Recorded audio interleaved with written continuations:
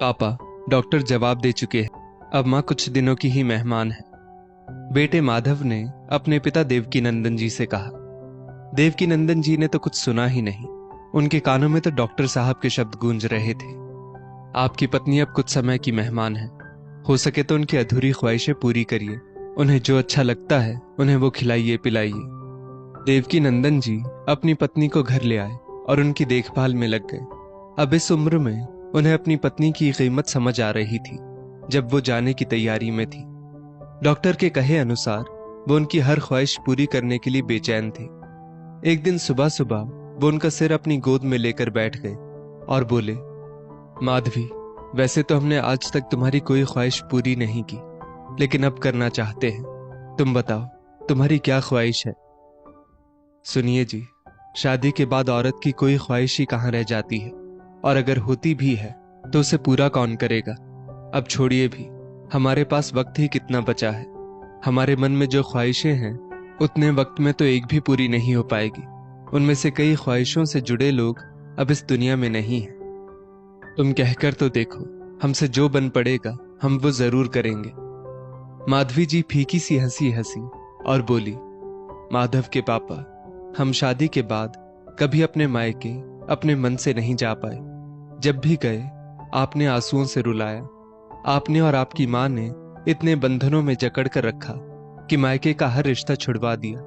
आज तक हर शादी ब्याह में साथ लेकर गए और उसी दिन रात में ही भागते हुए लेकर चले आते। कभी सोचा आपने कि हमारा भी मन करता है एक रात अपने माँ बाप, भाई बहन, चाचा ताऊ, मामा मासी, बुआ सबके साथ रहने का? लेकिन आप तो कमरे से बाहर ही नहीं निकलने देते थे।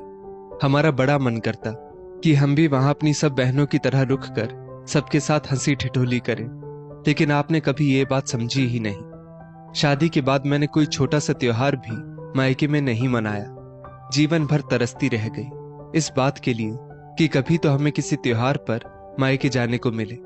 सब लड़कियों को हर मौके पर मायके आते जाते देखती तो मन में हुंक सी उठती, हमारे लिए ही ये सब इतना कठिन क्यों है?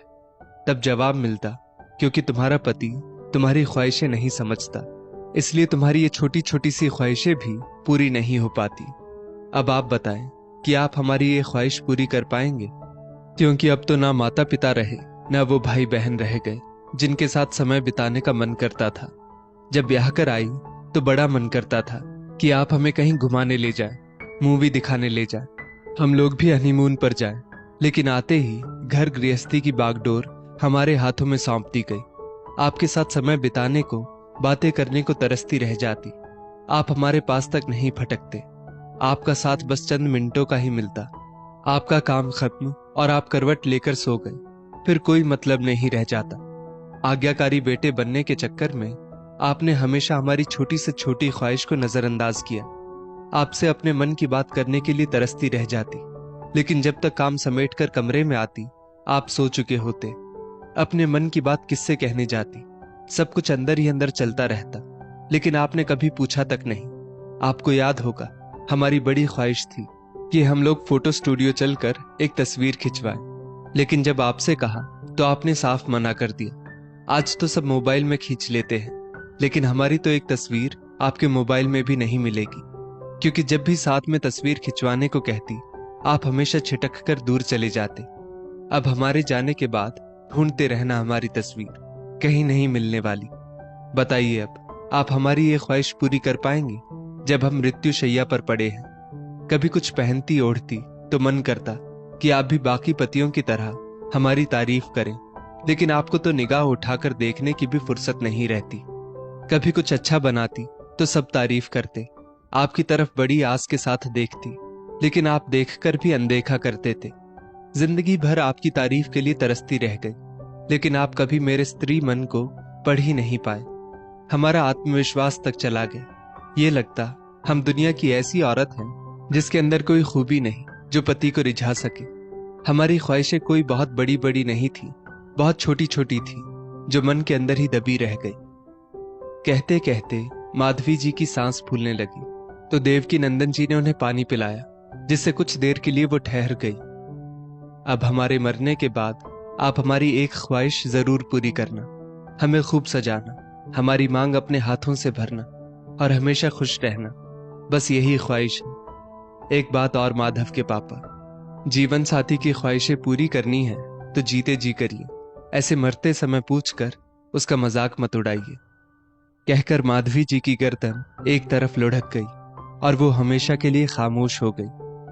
देवकी नंदन जी फपक कर रोने लगे और बोले, तुमने बिल्कुल सही कहा। तुम हमेशा हमारी आंखों के सामने रही और हम हमेशा तुम्हारी अवहेलना करते रहे, कभी तुम्हारे मन की ख्वाहिशें समझने की कोशिश नहीं की। दोस्तों, ऐसा क्यों होता है? जब तक इंसान आंखों के सामने मौजूद रहता है तब तक लोग उसकी कद्र नहीं करते, लेकिन उसके जाने के बाद उसकी कीमत समझ में आ जाती है। तब कोई फायदा नहीं होता, क्योंकि जाने वाला तो तरस कर चला गया, फिर अब पछताने से क्या होगा। इस स्टोरी को लेकर आपकी क्या राय है? नीचे कमेंट करके जरूर बताइएगा। और ऐसी ही और भी बेहतरीन वीडियोस के लिए हमारा पेज जरूर फॉलो करें। धन्यवाद।